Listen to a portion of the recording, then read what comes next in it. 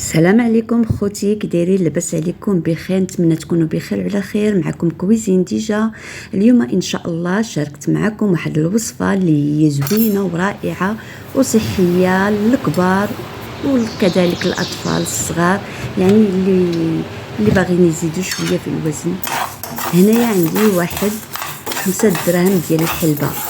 اللي باغي يزيد الحلبه يقدر يشري تاع 10 دراهم، ماشي مشكل. راه قبل انا درتو وكثرت الحلبه. غادي نشد الحلبه، غادي نقيها في غلان، غادي نغسلها ونقيتها عاد باش غادي نحمرها واحد شويه في المقله. كذلك هنايا عندي الجنجلان اللي عندي تقريبا نقولي 4 هذه اللي شديتها، وكذلك نقيتها قبل وحمرتها مزيان في المقله.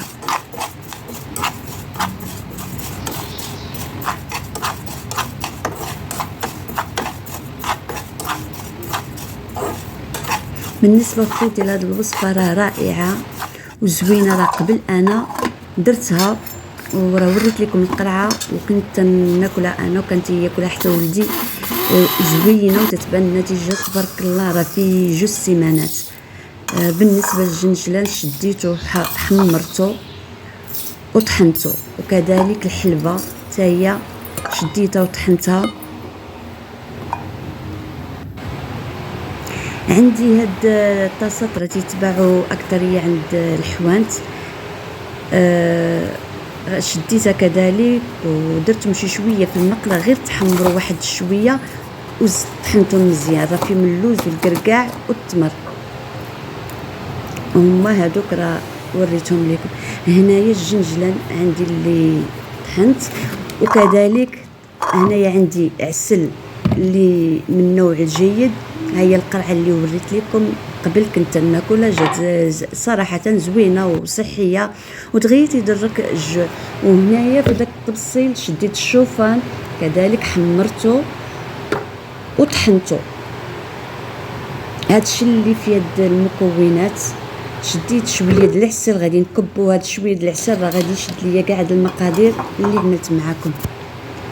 بالنسبه للشوفان يعني انايا درت على حسب اللي عندي، نص ربعه اللي كانت عندي هي اللي شديت وطحنت. غادي نشد كلهم هاد المقادير اللي وريت لكم، غادي نشدهم وغادي نخلطهم في واحد الطاسه اللي تكون غادي ندير فيها العسل وهاد المقادير اللي ذكرت لكم. راها زوينه وصحيه وانا جربتها وقلت علاش لا ما نشاركاش معكم، لان كاين اللي تيبغي يزيد في الوزن يتنفخوا ليه الحنيكات.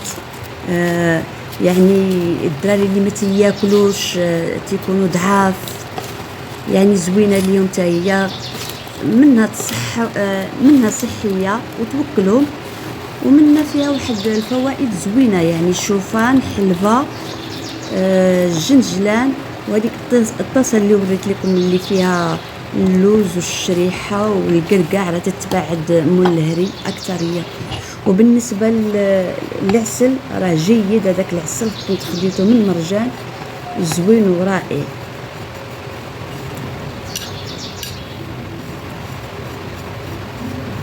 من بعد شديت هذاك الخليط كامل درته في الطاسه وغادي نحركه مزيان حتى يدخل فيه العسل مع الخليط. نتمنى خوتي تعجبكم هذه الوصفه ديالي، راه زوينه ان شاء الله وغادي تجربوها وغادي نتمنى تشكروني عليها. راها صحيه، يعني فيها كل شيء صحي. هذا اللي بقى لي الاخر هو الشوفان. كذلك راه غادي نبقى نكب شويه بشويه حتى نعمر الطاسه، وتبقاو تاكلوا بحال هكا معلقه في الصباح، معلقه في اي وقت. يعني تقريبا انا تناكل 4 المعالق. وهي الطاسه اللي قلت لكم يعني قرعه قبل كنت ناكلها نيت انا وولدي، يعني بانت النتيجه الحمد لله صحيه. ونتمنى ان شاء الله نتوما تعجبكم تجربوها وردوا عليا الخبار. ها هو دير الشكل ديالو بحال سلو صفوف، زوينين صحيين انا وريت لكم غادي ناكل واحد معلقه دابا نيت. نتمنى ان شاء الله خوتي تعجبكم ان شاء الله، وما تنساونيش معكم كويزين ديجا.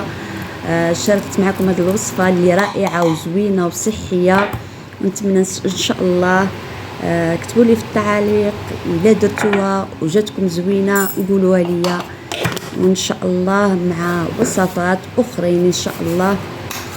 ونتمنى ان شاء الله تكونوا بخير وعلى خير. اللهم صل وسلم على حبيبنا رسول الله صلى الله عليه وسلم. ووداعا الى اللقاء في وصفة اخرى ان شاء الله.